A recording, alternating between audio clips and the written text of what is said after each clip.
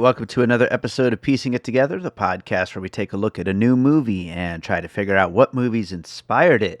And today on the show, we're talking about Ghostbusters Frozen Empire, the fourth in the main continuity of the Ghostbusters franchise.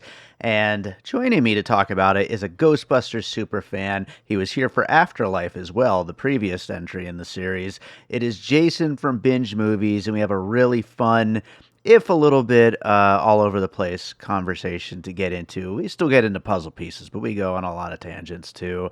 It's a fun one. That's coming up here in a second.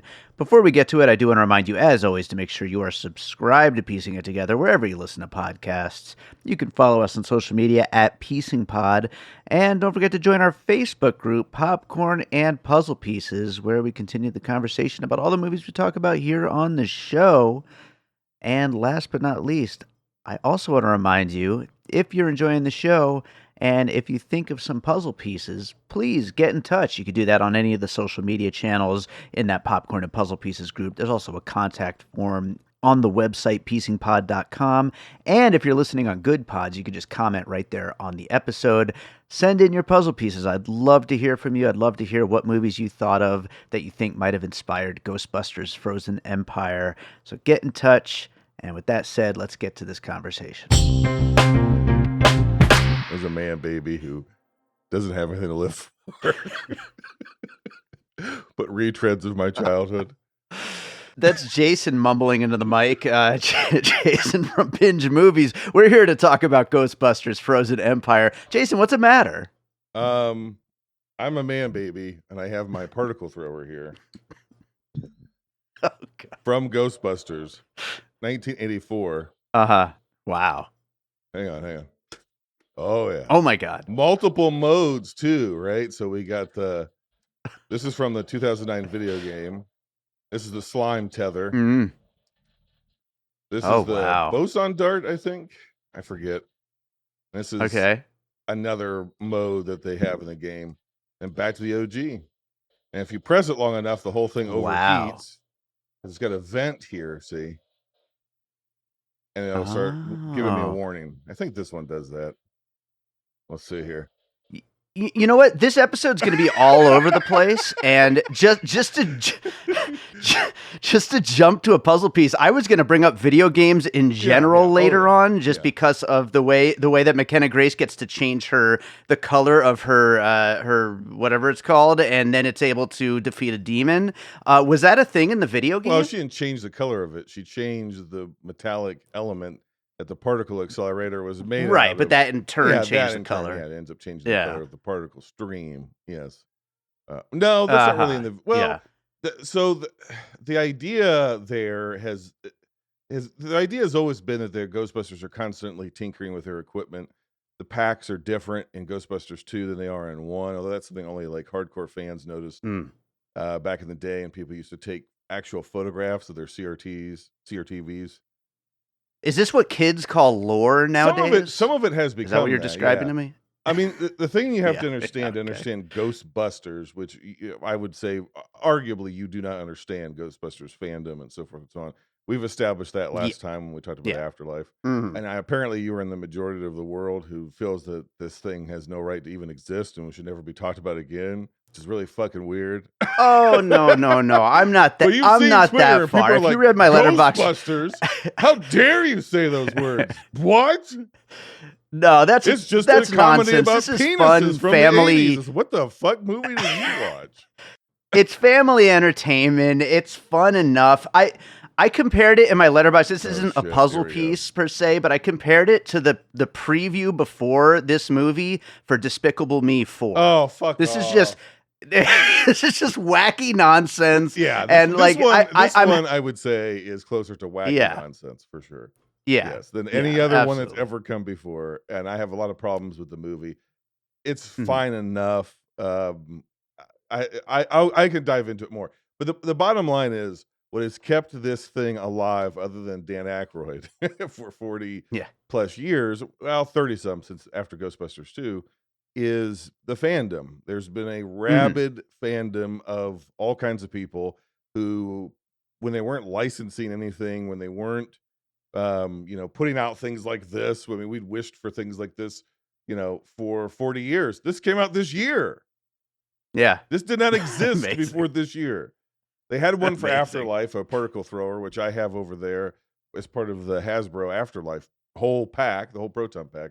But they've never licensed a full-blown Ghostbusters Neutrino Wand or particle thrower, whatever you want to call it.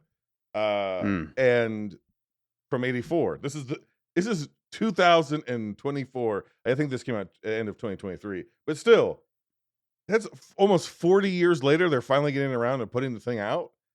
So that shows, it's been a very odd thing to be a fan of, because fans would take photos, literal film photos, to have to get developed of their television screen to find the parts and pieces, and we're manufacturing these in their garage. Yeah, putting them together. I feel like early YouTube, Facebook, early viral internet stuff was people, people making up those proton packs and stuff. So 100%. I completely agree. So so there's been this rabid fandom. I know that the mainstream film goer feels like they shouldn't be making movies to serve that fandom for some reason, and I don't understand that. I wish that this movie in particular, and I said this on the Afterlife episode, I said, look, if the movie didn't work for me, just because I'm a fan, I wouldn't be sitting here bawling my eyes out about it like I did last time. I would be honest and be like, this movie doesn't work. I'm going to be harder on it than a non-fan, because I am a fan, because I do love it. Right. And I'm going to be exceptionally hard on this movie. Even though the fan in me, it tickled some spots, and I think the movie was made with heart. I think it's a non-cynical movie. It didn't feel like it's a lazy cash-in. It felt like the people who were making it really wanted to make a good movie. I did find a lot of it charming, more so than funny, but Ghostbusters to me has never been a rollicking, to use a phrase from Heather Sachs, never been a rollicking comedy. That's not what they ever really were. They were sarcastic comedies. They weren't, oh, whoa!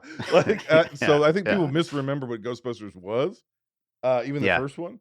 And I would contrast this in the pro column against the recent reboot, remake, whatever, Amazon Doug Liman's Roadhouse, which is as fucking heartless as a movie could be, and as cynical as a movie could be, and as poorly made as a movie could be. It is a straight to DVD quality. And I think that a lot of people are going to watch this weekend because there's fist fights that go on for 20 minutes, and for whatever reason, they're going to be like, wow, 4 stars. And I'm like, the ADR, they use AI to ADR Patrick Swayze's catchphrase from the first movie into Jake Gyllenhaal's mouth mid-fight sequence. Mid-fight sequence. I didn't catch Jake that. Jake Gyllenhaal goes, be nice, as he's getting punched in the face. Wow. And I did not catch that. That comes from the original Roadhouse, which is no masterpiece, by the way. I'm not even a fan of the original Roadhouse. It's a goofy mess. That's a goofy mess of a movie. But at least it was campy, and be nice until it's time not to be nice, is what he would say. Jake Gyllenhaal never says that until he's fighting Conor McGregor for the 15th time for 20 more minutes. And so, well, to be fair, I gave it 3.5 stars. Exactly, and you gave Ghostbusters 2 stars. And then you're gonna give this monkey movie with a fucking gorilla with an infinity gauntlet in a hollow Earth fighting Godzilla 5 stars already. I don't even need to watch it. And that's gonna be a structural mess. That's not gonna. Those movies don't even make any sense. And so but Jason, you don't understand the fans of King Kong. We are no. Here's the difference. I think that a Godzilla plus King Kong fighting their negative versions of each other, I don't know, whatever the fuck that movie's going to be, has a right to exist, because there's a long-term fan base of Godzilla and King Kong fans, and Godzilla versus King Kong fans in particular. And this most recent iteration, even though they're all sloppy and messy and unfunny and uncoordinated, and they don't make any sense and are very unserious films, they still have a right to exist because there's an audience that wants to see it. Yeah. Two things can be true at the same time. They can make a big, loud movie that is a fucking structural mess, but fans want it. And those two things can coexist. When it comes to Ghostbusters, it's like, no. If it's not a perfect movie, That is an instant classic that grosses $1 billion. It's a fucking failure. Erase these movies from existence. And it's like, Yeah. how many fucking King Kong movies, how many fucking DC movies, how many fucking Marvel movies do we have to sit through? We only have like 6 King Kong movies since 1933. I mean, Yeah, and how many of those are actually good? Like 2, but still. Right? And and here's the other thing. We've just seen an amazing Godzilla movie. Godzilla -1. Yeah. Yeah. I mean, I'll take the dumb fun over Godzilla -1 any day. No. This movie has no chance of living up to Godzilla -1. Academy Award winning Godzilla -1. And it deserved it. It's awesome, but I'll take Godzilla versus Kong any day over Godzilla but Ghostbusters Frozen Empire, that's a 2-star. Can't go much higher than a 2. So I'm going to squeeze in the puzzle pieces where I can, because this is obviously going to be a different kind of episode. Everyone knows I bring up Evil Dead on the show all the time, but I have multiple reasons to bring it up here. I mean, first of all, as a puzzle piece, Evil Dead and Army of Darkness, there is literally like a medieval times version of the Ghostbusters in a prophecy in this movie, which is just like Ash being in the Book of the Dead, and everybody knew him back in the day because, as we find out, he goes back in time in Army of Darkness. So I mean, boom, you've got Army of Darkness, you've got Evil Dead. And the recording being played that brings back all of the the monsters, the demons, the spirits, whatever. So you also have Evil Dead 2 in there and the first one. But also, aside from puzzle pieces for a second, I feel like your reaction here as a Ghostbusters fan is a little reminiscent of my reaction to Evil Dead Rise last year, where it's like I felt like they genuinely were into the idea of making an Evil Dead movie. It just didn't quite come together. Yeah, that's how I feel about this one. So the way I feel about this one is, and I'll throw some puzzle pieces here and as I do. Beautiful. The way that I feel about this one is this movie has some real challenges for it. First of all, the challenge that it had was they can't reuse the story structure from Ghostbusters 2, which would be the most logical story structure, which is we were out of business. The Ghostbusters are trying to get back in business. Because it's been since 1989 or early 90s, according to Afterlife, that they haven't been around, right? So 30 some years. But if they do that, then everybody's going to go, well, this is just Ghostbusters 2, and now you're guilty of doing the thing the last thing did, which is reusing the structure of Ghostbusters. So they're like, well, we can't. So we're just going to like throw it in. Like they're just kind of already around, but it's very unclear. Are they a business? Right. Or, like it's also weird that like people who should know, like Patton Oswalt's character, like don't seem to know that the Ghostbusters exist. Yeah. Well, Dan Aykroyd, so Ray Stantz, obviously knows who Patton Oswalt is. Like they've seemingly have done, but they don't interact with each other like they know each other. And that's the biggest failure of this entire movie is we don't understand what the relationships with anybody is. Like Peter Venkman, what is his relationship with Paul Rudd's character? They don't even look at each other. They don't speak. They don't interact. Winston is obviously like the Tony Stark of it all now. He's the owner of the franchise. Why is he letting them live in a dilapidated firehouse? Why hasn't he repaired it? Yeah. At the end of the other, they repaired the exterior of Ecto-1, but none of the electronics, none of the guts. And we get like a Millennium Falcon kind of bit out of it. And that could be kind of funny, but there's no continuity there of relationship. What's the relationship between the Spengler family and being actual Ghostbusters? Are they just doing it as a lark to keep the legacy alive? Are they trying to get the business back up? We don't know any of that stuff. And I think one of the things that hurt this, and that's the main thing that hurts this movie is, I think the movie should have been built around the relationship between Ray and Phoebe because they're parallels to each other. They're both believers. Ray's the only one who was trying to keep Ghostbusters alive from the OG crew, and nobody listened to him. But now they're saying, well, you're kind of too old to do the field work. Just do the research part, which he chides against. And they're telling her, well, you're too young to do the field work. So I think they should have been smashed together at the research center. And I think they should have had like an uncle relationship because he's her closest tie to Egon. And so he should have been like an Uncle Ray, and they get into shenanigans together. And there's more that I would do there, but I'll talk about that at the end when I get my plugs in. But you can't reuse Ghostbusters 2 format because it's already been used. The script feels rushed. The script for Afterlife, whether you like that movie or not, like Jason Reitman had been sitting on that for like 20 years. Right. This is obviously like the last one just came out 2.5 years ago. So this is obviously like they have, and they shot it like very quickly after Afterlife. So it's very Yeah, clear that like this feels like a rush script. Like, well, if we're gonna do it, totally. Sony's like, if we're gonna do it, we need it now. And so they just like threw this Yeah. together. Um, it doesn't have Ivan Reitman because he passed before the movie was in production, or while it was in production. And the thing that Ivan was always Right. really good at is, okay, pare all this down. Let's bring it back to reality. Dan Aykroyd had all these Mhm. crazy ideas, and him and Harold Ramis were always good at like, okay, but here's the strongest idea. Let's go with that and pare it down. And Sure. you really feel Yeah. his absence here. He's not a consultant. He's not a producer or anything. So this movie really needed to pare down because it has about 5 different storylines, and like 3 of them Yeah. are actually interesting and pretty good, but none of them have time Mm. to breathe because there's too many Mm. of them. And Yeah. then I think Sony is so interested in turning this into a cartoon, and they want to do a Netflix series. They've already made all these plans. And so like all the James Acaster stuff, all the Paranormal Research Center stuff that's just like shoehorned in this movie and never really explained. Like, why don't the Sure. Spenglers know that this alternative Ghostbuster site exists? Doesn't make any sense. What's Winston even trying to Yeah. do? Well, that's all going to be a TV series. Oh, And well, so there you go. I they're mean, cramming yeah. it in there because, well, it's a backdoor pilot. It doesn't Yeah. serve the movie because it's not, We again, need more yeah, content. what's the relationship between that and the firehouse and the Ghostbusters business? What's the research side versus the business side? Like, and say what you want about even like Ghostbusters 2, it was pretty fucking clear when they were out of business, when they were in business. It was pretty Right. clear what they did on a day-to-day basis. I don't know what anybody Yeah. in this movie does on a day-to-day basis. It's a mess. Yeah. But so my first Yeah. puzzle piece, sorry, I broke your Oh boy. format, is the real Ghostbusters. Which is Okay. Yeah. obvious. It's the animated series that ran from 86 to 91. The benefit that the real Ghostbusters had is that it basically happened right after the first movie.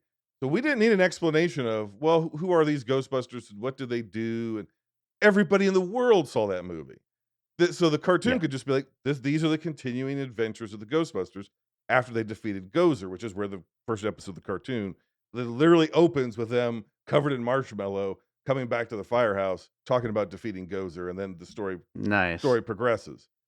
Um, so when you say what they say, we want to make a real like at the real Ghostbusters, okay, but you can't use real Ghostbusters structure because that's a 22-minute cartoon that doesn't have to Sure. explain what the Ghostbusters are today in the present day. After Yeah. because Afterlife you couldn't do that because it was set in a completely different setting, and they were not operating a Sure. business. It was a family dramedy.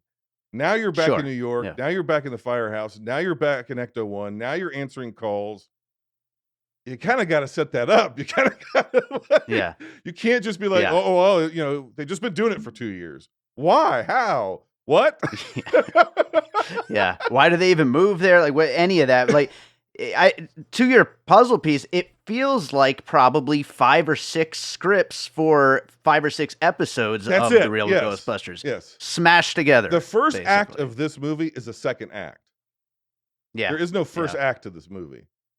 Yeah. The thing is, the cold open, I didn't like the opening with fucking Robert Frost in a Ghostbusters movie. I thought it was terrible. But the actual cold open, no pun intended, was actually like pretty cool and pretty brutal for a PG-13 family movie. We're getting into spoilers, but there's a severed Yeah. hand cranking a demonic chant like Evil Dead style, right? And the guy's Yeah. frozen Yeah. there, and his hand is still I cranking. like that. I was like, okay, all right, all right. And then Yeah. everybody fucking dies in the beginning. You're like, okay, this is a real threat. Like we're going a little darker, which Ghostbusters always alluded to.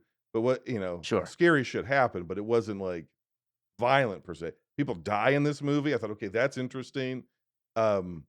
But yeah, then immediately we're like in Act 2 Yeah. of the movie, and it's like, where the fuck is Act 1? Where you know what I mean? Yeah. Where? Yeah. Yeah. So yeah. So and again, the cartoon where they're borrowing from, it doesn't need an Act 1 because the movie was Act Mhm. 1, Ghostbusters '84.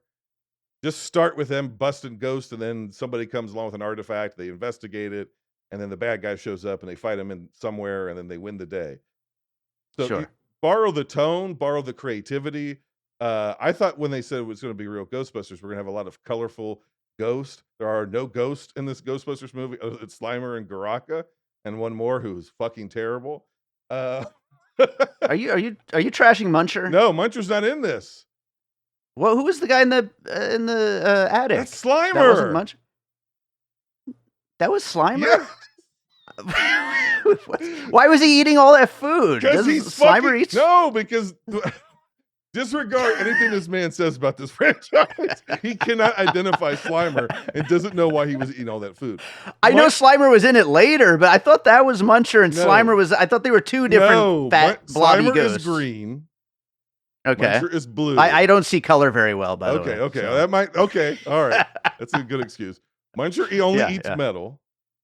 Oh, Slimer yes, eats shit. He eats crap food. He'll eat anything, basically. It just runs right through him, right? So he's eating the Cheetos, and the Cheetos just falling out of his bottom, and that is the ghost they caught in the Sedgwick Hotel in 1984, who was then haunting the firehouse in Ghostbusters 2, who was made most popular in the cartoon series. The cartoon series justified his inclusion because he followed them back to the firehouse after he escaped from the containment unit in the Ghostbusters film. And Egon was like, if he's here, we can research him. How else, if he's sort of domesticated and logged on to us for some reason, we could run studies on him, which will help us catch other ghosts. And that was his purpose. And then they kind of eventually developed like a pet-like relationship with him. Except for Peter. Peter hated him because he would always slime him. And I thought this was a perfect fucking opportunity to get for him to slime people because he's Slimer. I thought for sure if you're going to borrow from Real Ghostbusters, Pete Venkman's going to get fucking slimed by this thing again. Yeah. No interaction between absolutely. them. None. I don't even think he didn't feel like doing it. The Ghostbusters are on screen together. But Murray did not feel like doing anything in this. He just felt like walking around basically and just being in front of a camera, and that's it. But he's always bitched and complained about the pack and stuff and the suit. Yeah. Here's the thing but then he shows up in this movie, and he's 20 minutes of him in this movie is him doing the thing he hates the most. So it's like, I don't know if he was like, look, I'll wear the pack, I'll do whatever, but that's it because I hate it. Or, I don't know what his deal was, but it's like, that's the thing you've bitched about for 40 years. There's electronic press kit stuff from the first movie, and he's bitching about how heavy the packs are in 1983. And they're like, wait, you're 20 minutes? The only 20 minutes you're in this movie, really, is you busting ghosts with the pack on. Yeah, it's just strange. Yeah. He has no interaction with Paul Rudd in particular, which I thought is really fucking weird. Because they should be completely like that. He should be roasting the shit out of Paul Rudd. Yeah, that's the legacy. Yeah, right and there, that would be hilarious, right? Of him just sort of kneeling Paul Rudd and and there's an obvious connection there because there's a Paul Rudd plot line about he's trying like, what's my role? Am I a stepfather? Am I not? Well, in Ghostbusters 2, Venkman becomes a stepfather to Dana's kid. So the connection is naturally there. He could have gone to him and said, "Oh, Dr. Venkman, I'm a big fan. I know you have a degree in parapsychology and psychology. I wonder if you give me some help, like in and then Venkman could just fucking roast him." Yeah. Nope, doesn't exist. Well, I'm gonna throw in here Annabelle and the Conjuring series because basically their whole setup has turned into this house of haunted objects, and of course we actually literally get a haunted doll at one point, which I thought was a cute little moment. But basically this house and everything in it is possessed, and everything can move around, and there's some fun stuff in there. I mean, I liked the pizza running around, like that was cool. Ghost, like that was a little Evil Dead-esque too, though, right? Of like just inanimate objects coming to life. That very much too. Yeah, that's Annabelle. Yeah. That's Real Ghostbusters. Like the proton pack gets possessed, so they can't use it. Like, and it becomes dangerous. Like that was interesting. The Possessor Ghost was pretty cool. One for me is Gallagher 2. You remember Gallagher? The comedian with the sledge-o-matic? Yes. On my list as well. Now wait, no. I don't have Gallagher. I have Gallagher 2. Do you have Gallagher or Gallagher 2? No, I have just Gallagher because of the sledge-o-matic. I what about Gallagher 2? I want to hear about this. Well, you're a Vegas boy. Do you know who Gallagher 2 is? Yeah, his brother that stood in for him. Right. Yeah. So Gallagher at one point was so popular. Yeah. He couldn't make all of his towns because there's such a demand for Gallagher. Yeah. So he would be like, I'm losing out on money. because I could book myself if I could book myself in two places at the same time. Yeah. He had a brother who looked honestly just enough like him. Yeah. Not identical, just enough. And I mean, barely just enough. Yeah. And he was like, we won't be defrauding people if I basically license my act to you. And I'm Gallagher and you're Gallagher too. Yeah. I feel like there's a movie to be made about that 100%, whole story. Right? It would be awesome. So Gallagher would fill the arenas and the big theaters. Yeah. And Gallagher 2 would play smaller theaters in like clubs or whatever. Well, then Gallagher 2 figures out, if I'm busting my hump, I'm making the towns, I should be getting all of this money because I'm doing all of the work. And he sold me his act. So it's mine now. Yeah. So for a span of years, there were competing Gallaghers. Yes. And Gallagher 2 would show up. He would book himself as the original Gallagher. People would pay premium prices to go to an arena, and the original Gallagher wouldn't know anything about it, and Gallagher 2 would show up. And so there were many a couples whose date nights throughout the 1990s to go see Gallagher were ruined because I wonder if I ever saw him. I wonder if I ever saw Gallagher 2, because I've seen him like twice, I think. Which one did you see? That's the question. I wonder. Imagine you're paying premium Gallagher prices. Yeah. For the store-bought Gallagher. Amazing. And you're like, is that him? Is that? That whole concept was like, well, it's been a while since his last Showtime special. There was a moment where Gallagher had the greatest number of cable comedy specials of any comedian ever. That makes sense. They were the fucking best. And they were the most so funny. viewed comedy specials of all time. Bigger than Pryor, bigger than Murphy, bigger than Carlin. Gallagher was bigger than them all. Yeah. Yeah. And he was just this weird guy with a skullet jumping on a giant couch. Yeah. Doing like puns and then like smashing watermelons into the fucking crowd. Yeah. And podcast has been reduced in this movie to Gallagher. He just has a sledgehammer for some reason. Yep. And his only gag is to smash stuff with the sledgehammer. He has 3 speaking lines. The rest of it is just sledgehammer jokes. Yep, pretty much. Pretty much. Poor podcast. He got the biggest laugh in my theater, though. Yeah, I could see that. I want to, this episode's all over the place. I want to go on a quick tangent here. Let's fan cast the Gallagher movie. Who plays Gallagher in a Gallagher movie? I'm looking at a picture of him. I brought it up on my phone, and I'm like trying to, because he's so specifically 80s. Like nobody really looks like this anymore. Like I got one for you. Difficult. You ready? Who? Austin Butler. I mean, he could, maybe put the nose. You know what my first thought was? My first thought was Miles Teller. Oh, that's a better one. I think he's a maybe. I think they're both possibilities, might be too short, though. Yeah, that's what possible. Hollywood does now is they take very attractive people, and I guess they've always done this, and they kind of ugly them up, and then they make them a real person. Yeah, sure. And Austin Butler did the Elvis, the Dune 2, which you probably also didn't like. And then no, I actually liked Dune 2. Surprisingly. Okay, all right. Yeah, I'm surprised. I didn't like the first one, but I liked the second one. Yeah, that's fair enough. I think the second one's a better movie. Let's Miles. Oh, but here's the thing. One of them could be Gallagher. The other one could be Gallagher 2. Yeah, that's true. Cast them now both. We got a movie. Now you got a movie. Miles Teller, Austin Butler, the Gallagher story. I'm in. I am in. Absolutely. Yeah. Oh, man. I'm going to throw in here. Now, I'm probably speaking a little out of school here because I am not a superhero guy and I don't really know much about this property and the lore and all that stuff. But the containment center housing every crazy, creepy ghost that there's ever been, I was thinking of Batman's Arkham Asylum as like this prison that they set it up as, and everybody's just waiting for their chance to get out and cause ruckus. And it's always like a constant threat looming in the background of any of these stories. So I don't know if that's like a comparison that was made before, like, back in your Real Ghostbusters days or any of that stuff, but it's something I was thinking about during the movie. In Real Ghostbusters, they actually end up going into the containment unit a few times. Oh, wow. At one point, Egon's spirit is separated from his body, which might Mhm. remind you of a plot line in this movie, Sure, right? sure.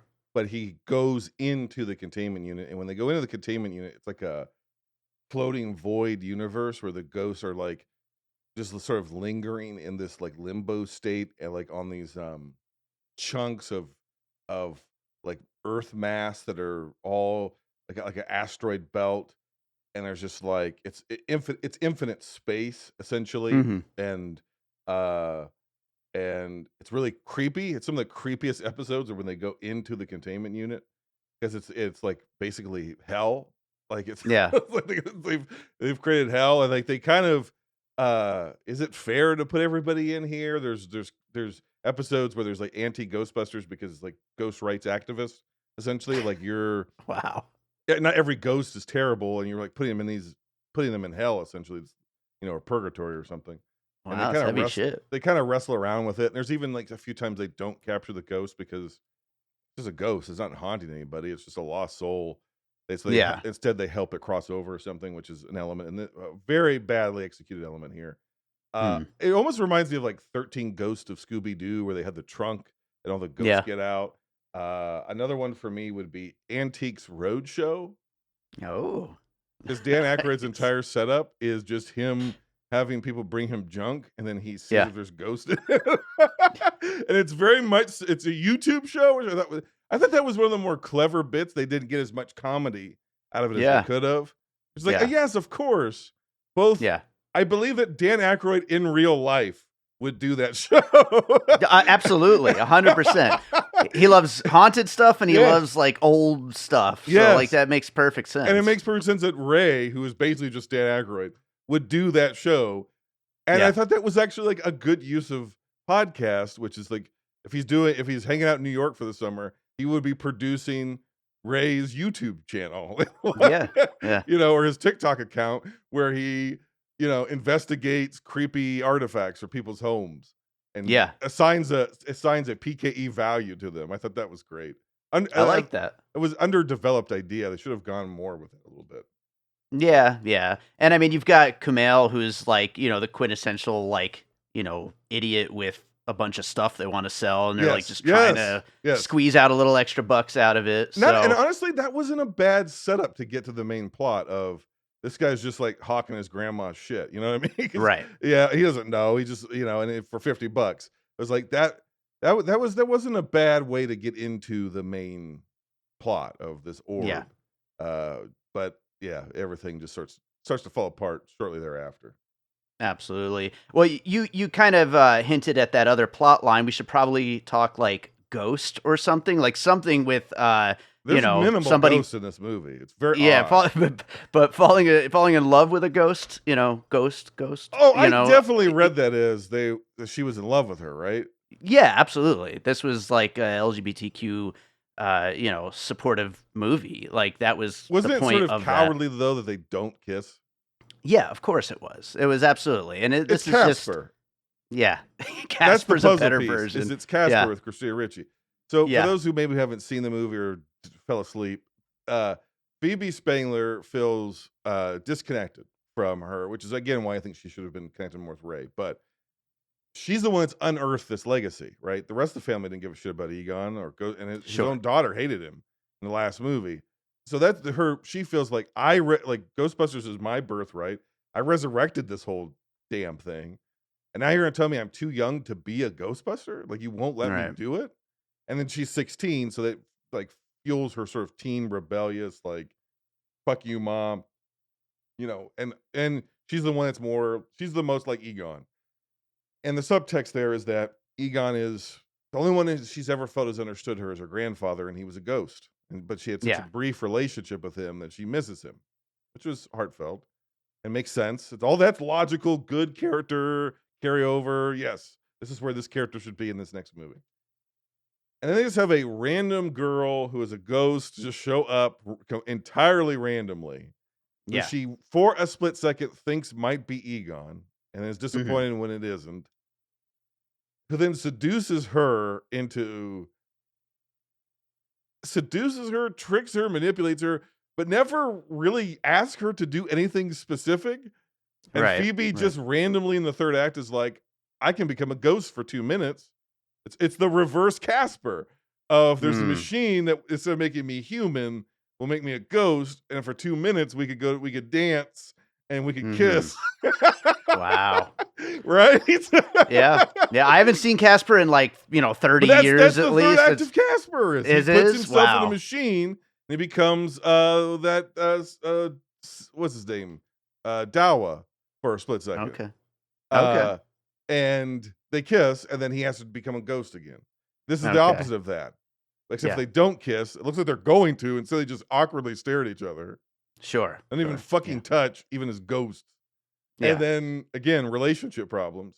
And then it's all been a ruse, and the possessor jumps into her body, which I thought was almost clever, and then has a living person needs to say the incantation, and nobody will. And so this is all a ruse to get her separated from her body so they could hijack her body to say the incantation so Garaka could come back. And then in the end, Ghostbusters fail, and Kumail Nanjiani is the last airbender and fire bends the ghost last match because she died in a tenement fire, which is actually pretty horrific. Yeah. And the ghost and the fire master, which is a fucking terrible name, which is Kumail, defeat Garaka, or at least weaken him enough to where the Ghostbusters can do their shit, and then they capture him somehow, and the movie ends, and it's a mess. Yeah. Is Kumail also a Ghostbuster in the next movie? Do you think this cast just keeps growing and growing and growing? I think this movie will end up being successful enough. And to be fair, the fan, like the average audience score here so far in the first weekend is like 87%. So this is another movie where like people who want this movie are getting a lot of what they want, and they just want more Ghostbusters. Sure. I'm not that high on it. I think it's a real mess, a lot of missed opportunities. I think if you do a third one, my take on it is it needs to be a conventional Ghostbusters movie. And what I mean by that is you can have your cold open, they all do. Play the fucking Ray Parker Jr. song at the beginning of the goddamn movie. Have the Ghostbusters bust fucking ghosts. Sure. Have it be we're in business with the city support, but it's tacit support because the guy's just trying to get reelected or whatever. William Atherton is completely wasted. He didn't need to be in this movie at all. Sure. What a waste of that character from the original film. And they're just in business as Ghostbusters. And you need to, I'm not opposed to the old people being around as consultants or even helping them out when stuff gets too heavy. I think that's a good use for them. But you got to pare this cast down. We don't need Lucky anymore. We don't need James Acaster did nothing. We don't need him. Lucky is the worst character in the whole movie, I think. I just could not stand her. She's not a character. Right. No, she's not. And like they don't even know that she's in New York. Like her quasi boyfriend from the last film was like, Lucky, what are you doing here? 2/3 of the movie, it feels like. And she's like, I told you I got that internship. And he's like, but what? You didn't tell me it was in New York or something like that. And ridiculous. It's like, why wouldn't she? Yeah. It's the same thing. It's like, why? Also, if Winston is going to start this paranormal research center, why is it in an old aquarium? And why is everything, we really want to conceal it. Okay, that's fair enough. Why is everything in that aquarium? Why is it still an aquarium? There's still fish and stuff up. It looks like junk. Like the reason why the Ghostbuster stuff, including this thing here, looks like it's made of junk is because they were going in a business for themselves, scrapping parts and pieces together to build their equipment. Yeah, they're weirdos and outcasts, and they just happen to be good at science. Winston is a billionaire who's funding paranormal research. Because it's a Marvel movie, that's why. I mean, it doesn't need to be junk anymore, though, right? And that would also create contrast between you have the new shiny center everybody's all excited about, and you have the old firehouse which nobody gives a shit about anymore. That's falling apart, right? And then you could draw that parallel between old and new, old and young. Like you have to pull these thematic threads together so the movie is cohesive. Sure. And they don't do any of that. There are the one theme that they kind of have is themes of containment. Ray feels contained and confined, and he wants to bust out of old age, the confinement of old age. Phoebe wants to bust out of the containment of her family and her role in the family as the youngest child. She wants to Hmm. explore herself, and obviously there's this plot machination of the containment unit's going to explode, and so Sure. Baraka is going to try to get to it to cause it to explode so he can have his ghost army. And so it's all about like what do we do to capture and contain, and where do we feel captured and contained. And Yeah, that's true. that's fine. That's great. But you have to bring that out in connected relationships and Yeah, plot yeah. points. And this movie fails on every level of how are these people even why are these people even interacting with each other? Yeah. You know, Yeah. because like when Winston arrives, there's no lead up to it. He just appears in the movie. When Yeah. Peter shows up for what could be a funny scene with when he's testing Kamel, the camera just like there's just a cut, and then there's Bill Murray sitting in a chair. Yeah, it's like there's no fanfare or plot reason. They're just there. No. They're just inserted. Part of the reason I think for this, and this is something I've been saying ever since the trailer came out for this movie, is it doesn't feel like a sequel to Afterlife. It feels like another legacy sequel. Like it's like That's a great point. more remember this, remember this, remember Well, this. I They thought they they need did to less. get past that. I thought they did less nostalgia in this one than they did the Afterlife, actually. Oh, sure, but I mean that one's a proper legacy sequel. This Yes. one is like a half-assed mix of there's some follow-up to the last one, but mostly I think it just is leaning too hard on the past. I don't think it's leaning too hard in the past. I think it's leaning too hard on nothing. That too. Like because like it's not a proper sequel to Afterlife, and it's not a No. proper Ghostbusters 3, Right. right? So and like obviously Afterlife is Ghostbusters 3, but what I mean by that is it's not Right. a proper this is what Ghostbusters should have been in the 90s kind of a thing, of like in the continuing adventures of the Ghostbusters. That we didn't get that movie. Sure. They're back, so they made a big deal of like they're back in New York and old and new are working together. Well, that's the movie I think everybody that's a fan of this really wanted. Let's get into the day-to-day minutia. Tell me what the roles are of the old guys and the new guys, and tell me a new story where they're combined, the Spengler family and the OG Ghostbusters. Everything else is so extra. Just get rid of it. Get rid of every ancillary character, because if we just focus on the OGs, we've got Ray Stantz, who by the way, I think Dan Aykroyd might be the best part of this movie. Yeah, I think that's fair. Yeah. So you got Dan Aykroyd, who's more than game, obviously. You got Bill Murray, who whatever, at least he's showing up. He has a couple of okay lines. Yeah. He's better when he shows up doing the part he hates the most with the packs and the drinking the whiskey, and the best line in the movie is like, anybody got a lighter or something like that? And he's like, Dan Aykroyd's like, I haven't smoked. I quit smoking in the 90s. And Bill Murray goes, I was proud of you then, proud of you then, proud of you now. That was good. Yeah. In the face of certain doom.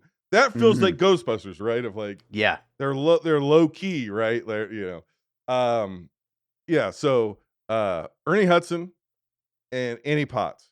That's 4 characters. That's a lot of characters. You could make a movie just with those 4 characters, right? Yeah. Then we've got the Spengler family. So we've got Callie, which is Egon's daughter, who is still great Carrie Coon, but is an entirely underdeveloped character. Yeah, she has nothing to do. Paul Rudd, who has less than nothing to do in this movie.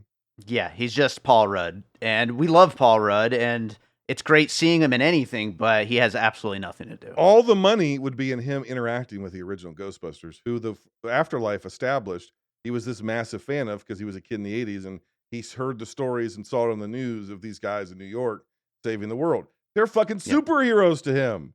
Yeah. And they're right there, and he's just like, doesn't even look at them. It's so weird. It's like, was this shot during quarantine? Were they not really in the same place? What the fuck? Yeah. How do you miss that? So then we have Trevor, who's a nothing character. Mm-hmm. They I don't even remember which one that is. That's Finn Wolfhard, Stranger Things. Okay, the Stranger Things kid. Yeah. They repurpose a extracted plot line from Ghostbusters 2, which was Lewis trying to hunt Slimer through the firehouse. And so they redo that, but they only do like 2 scenes of that, and then it doesn't go anywhere. Yeah. His plot line is, well, I'm 18 years old. I should be able to drive the car. I should have independence. it goes nowhere. Like if you want to, and his Carrie Coon's basically, if you want to be independent, go get Slimer, right? If he's bothering you so much, you're a Ghostbuster, go capture him. You want to be a man, go capture that ghost, and he can't do it. Yeah. So okay, but that doesn't go anywhere. Uh, um, and then we've got Phoebe. That's 8 characters. Yeah. Just Ghostbusters. 8 Yeah. Ghostbusters characters. Yeah. None of them, other than maybe Dan Aykroyd and a little bit of Phoebe, get any time to do anything. Yeah. Because then we layer on Kumail Nanjiani, who's in way too much of this movie to not be a Ghostbuster. Right. He's in so many scenes, just kind of not doing very much. Patton Oswalt isn't too much because that's almost like a cameo. It's like one scene he's in. Yeah. But then you got Lucky, then you've got Podcast, then you've got James Acaster, who I don't know what his character's name is. Then you've got Peck, then you've got this person, then you've got that person. So you got like 16 people you have to try to balance, and it's not possible. It's not possible for me to care or get to know any of these people because there's just too many of them. So the next movie, if there is, it just needs to be those 8 Ghostbusters with the old generation serving as consultants to the new generation. It needs to be mostly focused on that fucking family. And sorry, Podcast. Sorry, Lucky. You're staying in Oklahoma. There's no reason for you to be in these movies anymore. Yeah. Fuck off. Yeah. And we need a Rick Moranis cameo. And then that Podcast can podcast from anywhere. He could just they could tune into his podcast and he could be podcasting. So. Yes. Whatever. It's easy. just, it's too much. And nobody was served by it, which is like, again, like I'll shut up after this. But my takeaway with this for this movie is normally what you would say is, well, the bones of it are good, but to me, bones are structure. And we've already established this movie has no structure. Sure. Yeah, absolutely. It's got 2 second acts and then a rushed third act. Yeah. So there's no first act, so the structure's shit. The ideas, like the storyline ideas, are actually, I think, could be good Ghostbusters movies. But like you said, it's 5 episodes of the Real Ghostbusters crammed together, or 2 or 3 movie ideas crammed together. It's just too much. Yeah. No, absolutely. I completely agree. I'm assuming you don't have any other puzzle pieces. Disappointment, does that count? Is that a puzzle? That's that always counts. Always. Oh yeah, I got one more actually for you. Okay, what is it? This to me is the Men in Black 2 of the Ghostbusters franchise. Oh boy. Yeah. All right. You know how like oh my god, what's her name? Absolutely beautiful in Clerks 2, plays in Star Wars now. Rosario Dawson? Yes. Okay. That's Kumail. There's just this random fucking character who's the crux of it all. We got to protect him until he learns how to use his powers and da-da-da-da. Yeah. This whole movie felt like Men in Black 2, where it's like 75 pounds of story and bullshit crammed into a 25-pound bag. Yeah. Yeah. Fair enough. And those movies did get progressively more just like, let's just throw stuff at the wall and see what sticks. So I mean, it goes along with the trajectory of all this. Yeah, I mean, the only other thing I had was Christine, because we do get a Ghostmobile gets possessed here. It's the Ectomobile, sir. Ecto-1. Ectomobile, sorry. Now here's Ecto-1A, technically. Now here's the thing. That is also a cut storyline from the original Ghostbusters. So in the original Ghostbusters film, they filmed some of it. It's in the deleted scenes. You can find it on youtube.com on the internet. There was this idea that Ecto-1 was haunted. And so there was a cutaway when they were in the Sedgwick Hotel on their first bust, where since they're parked directly in front of the hotel, a cop stops and gives them a ticket. And there's this like radar, it's a ghost sniffer is what I think it's actually called. It's the 2 red tubes that are on the top of the vehicle that scan while they're driving around, sensing ghosts. And so it started moving on its own and like staring down the cop. The cop's like, looking at it, like, what the fuck? And he writes a ticket, he puts it in the windshield, and then it instantly catches on fire and burns right in front of him.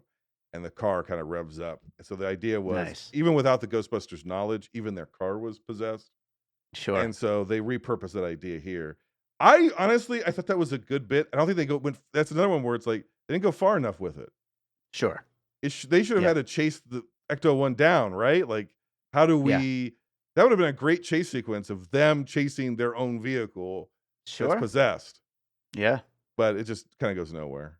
That's episode 7, basically. Like, And honestly, I think there is an episode where Ecto-1 becomes possessed in Real Nice. Ghostbusters too, yeah. Hell yeah. Hell yeah.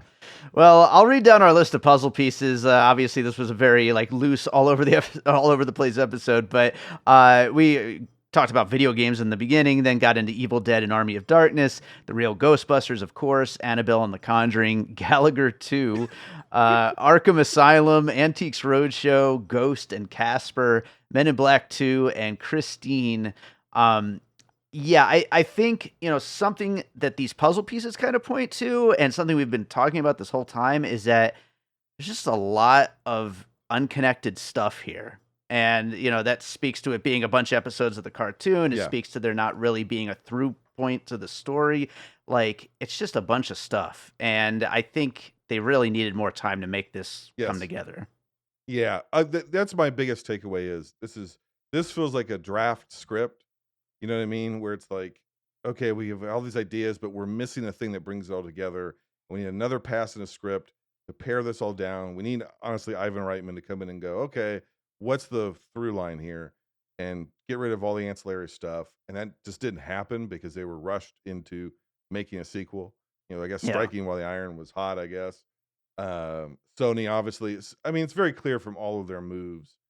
Sony's taking whatever they have and just rushing it out there to try to get a franchise off the ground, whether it be Madam Web or Ghostbusters. Like, what do we got? We got to make Yeah. this.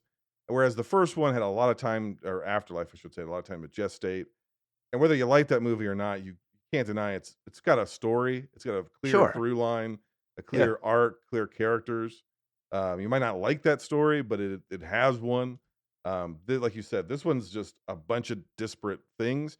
None of them are like, to me, like, oh my god, eye rolling, like so horrible. What a fucking stupid idea all this stuff is. It's just more. Well, some of these are good ideas. Maybe some of these are actually really good ideas, Yeah. but they're not, since they're not connected. You don't get to flesh any of them out. So it's more of, Yeah. this movie is less bad in my mind than is more of a messy disappointment. Sure. It's Yeah, still fair enough. charming. It's still more Ghostbusters. So I like aspects of it, but it's not more than 3 stars for me. Yeah, fair enough. I feel like I'd like it if I was 8. I had the Like, exact yeah, same feeling. If I was 10 years old, yeah, this movie would fucking rule. yeah. Honestly. Lots of stuff. And here's We the like thing, lots like of the stuff when kids we're in the kids. audience that I was with, they loved Yeah. it. Nice. So it's like, okay, all right. So they made a cartoon movie, not the way that I would. That's not what I thought they were gonna when they said it's the Real Ghostbusters. I didn't think it Yeah. would be just a bunch of, actually, Real Ghostbusters wasn't this disconnected, but like I thought it was more so like, yeah, we're gonna get into the ghost busting because that's what the cartoon was about, and funny, interesting ghosts and scary ghosts, and J. Michael Straczynski wrote a lot of that stuff, and he incorporated a lot of H.P. Lovecraft and a lot of like real occult stuff, so much so that ABC brought the censors had to take scripts away from him because they were too fucking scary for Saturday morning, and dumb them down, and he would fight to not dumb the show down for kids, and that's why it's such a beloved cartoon. And then they make a show that is loosely based on or make a movie that's loosely based on the show, and it feels like it might be dumbed down for kids, which is not. Yeah. It's sort of the antithesis. So Yeah. if you're 8 or 10 or 8 at heart, you might love this movie. A lot of people I've seen actually love this movie. To me, it's the worst Ghostbusters in the main continuity. The 4 films, this is the worst one. Not horrible, just a big, messy disappointment. Yeah. I think that's fair. And I think that does it for Ghostbusters Frozen Empire. Jason, is there another movie you watched recently you'd like to recommend to our listeners? No. Nothing. You're just like, I don't like movies anymore. Addams Family 1991 is great. Oh, nice. I haven't seen it in a long time. I want to rewatch it one of these I days. didn't like it as a kid when it Mhm. came out, and I watched it a few years ago for our show, Binge Movies, and I liked it then. I think I liked it even more now. Nice. It's not a Barry Sonnenfeld film. I think casting is absolutely perfect. I think it holds up remarkably well. Go find the 4K of it, and you're like, God damn, man, we used to know how to make movies. Yeah, for sure. Absolutely. Even this wacky, goofy shit, we used to really know how to make some movies, buddy. That is the truth. Jason, tell people about Binge Movies and what you got going on. Oh, Binge Movies is a show where I have guests like Peter Rosen, whose taste I don't agree with at all, and they come on, and then we watch the same movies, and then we compare and contrast them to come up with our own rankings. David has his guest list per se. I have my short list, and then whatever he picks is his number one. Whatever I pick is my number one. Uh, Goes to the end of the season where some other film critics will come on and they'll debate what one movie that we've watched. We usually watch about 25 movies per season. Is most worthy of preservation for all time, even beyond the end times. And then we let our listeners vote. It goes into our vault to be preserved for all time. It's our own containment unit, just like Ghostbusters. Nice. The movies are trapped there for the dark movie overlords who rule in the darkest parts of our universe to watch after they awash our universe in utter darkness and chaos forever. So when the old gods come back, they're going to need entertainment, and that's what we're setting up for them. Wow. That is a pitch right there. I love it. Can I get one more plug in real quick? Do it. I have a Patreon, patreon.com/binge movies. I don't like pimping, but I believe I'm so bothered by this movie, Frozen Empire, that I'm going to do something that people have asked me to do and I've refused to do, but I'm going to cave in now. I think I'm going to rewrite this movie on Patreon. You're going to write a whole version of what this should have been? What this should have been. And the way I'm going to do it is I don't think people want to read my writing. Because that would be kind of boring on Patreon and be me write like a 200-page script. So I think what I'm going to do is what you call a vomit draft, which is essentially it'll be an audio podcast that you can listen to. And I think I'll break it up in Act 1, Act 2, Act 3. And I will just vomit out verbally what the movie should be. I'll have notes, so I'll do the reading for you. But that way you don't have to read. Because I do a lot of writing over there too. I do stuff for Video Nasties. I'm going through that series. But people, my patrons have said that we kind of prefer more audio from you. So I'm trying to do more audio. So I'll stick to as much audio as I can. Well, that sounds like a great idea. You should have some of your regulars as voice actors, do a table read. Well, what I've wanted to do is a table read of the original Ghostbusters script. Mm-hmm. But I'd have to find a bunch of people to do it. And sure. I don't know who would be willing to do it. Would you be willing to do it? I'll be on the cast. You just let me know which character. Would you be Louis Tully? Sure, let's do it. Yeah, hell yeah. Okay. It would be an honor. All right. I've been wanting to do that for a very long time. So right on. Thank you, man. Thanks for letting me get my plugs in and let me destroy the format of your show. It's been great. Absolutely. All right, so I hope you enjoyed that conversation about Ghostbusters Frozen Empire. Thanks to Jason from Binge Movies for joining me on that one. If you're enjoying piecing it together, make sure you are subscribed wherever it is that you're listening, because we have a lot of episodes on the way. And while you're at it, maybe drop us a little 5-star rating and review. That would be very helpful to make sure more people check out the show and we could keep doing more fun things with it. Also, of course, get in touch with your puzzle pieces. Follow us on social media at Piecing Pod. Join our Facebook group, Popcorn and Puzzle Pieces. And don't forget, we do have a Patreon, the Produced by David Rosen Patreon, where I post bonus and advanced content from Piecing It Together, Awesome Movie Year, and my music career. And I posted, for the first time ever, a video version of this particular episode exclusively on the Patreon. It was an early advance thing. So maybe you've already heard the episode by watching it on our Patreon account. If you did, I thank you for your support.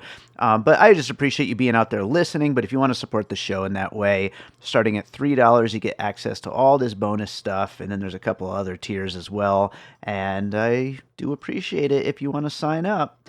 So check it out. It is patreon.com/bydavidrosen. And I'm going to close this out with a piece of music like I always do. And I'm not sure when this episode is hitting the main feed, so it's possible that you've already heard the Pup Pups' new album, Variety Snaps. The Pup Pups, for those that don't know, is my silly, ridiculous novelty comedy album of songs about, for, and in some cases sung by my dogs and cats. And there's a second album. It was never meant to be 2 albums, but the second album comes out on April 11th, which is National Pet Day. Like I said, this episode might be out by then, it might not be, I'm not quite sure. But there is a song on it that is a perfect fit for this episode that, this movie, Ghostbusters Frozen Empire, it's a silly, fun family comedy that also happens to be a little bit spooky. And there's a song on this album called Little Bad Wolf that is basically the Pup Pups' first ever Halloween song. So I'm going to play Little Bad Wolf. Hope you enjoy it, and we'll be back with more Piecing It Together real soon.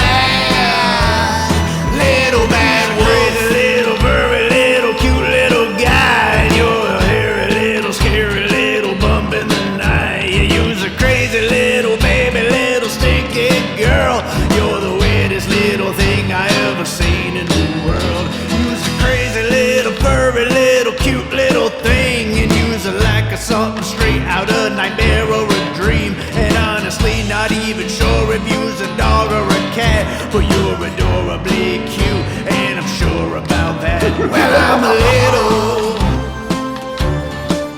well, I'm mad,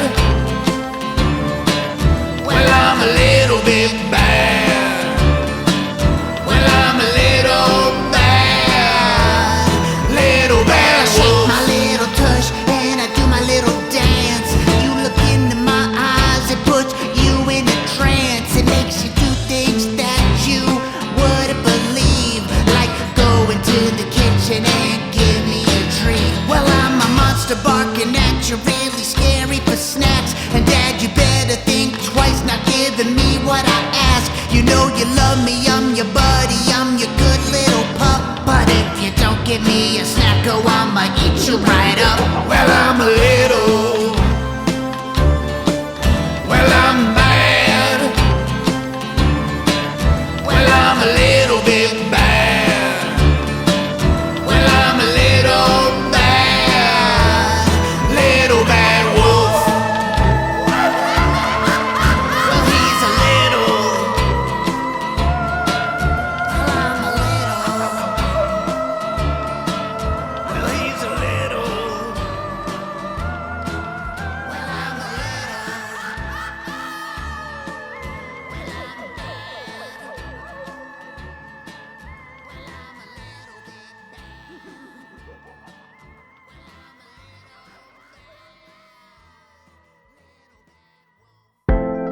An All Points West production, produced by David Rosen in Las Vegas.